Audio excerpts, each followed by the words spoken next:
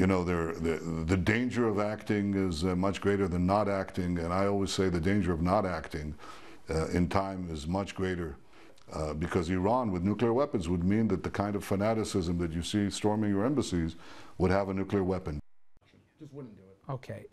We kept the debate going here, but there's obviously an open-ended question as to the motivations. You believe it's purely about security. Some people say there's a touch of politics, given his long-standing relationship with Mitt Romney here.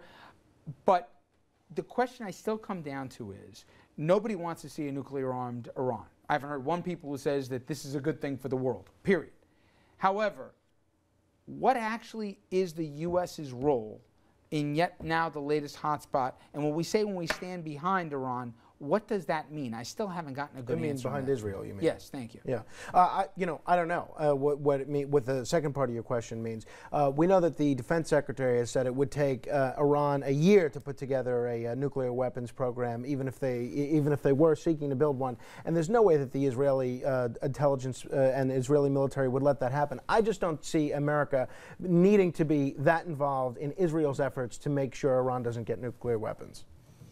And why is it important what we say in terms of what Israel does? Why is our unqualified support such a prerequisite? Well, I mean, I think historically, I mean, Israel has always looked to the United States as, you know, I mean, listen, Jewish people around the world have suffered after country, and the one place that has always kind of stood with them has been the United States of America.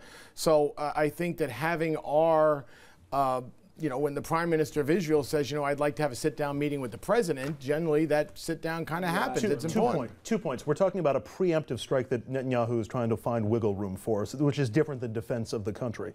That's the first point. And the second point is the Jewish vote, and I'm very pleased that we're talking about Jewish people, but it's really not at the crux of Israel. We're talking about evangelical Christian voters in the United States. That's what the connection to Israel in this election. We'll be right back. Happy New Year, everybody.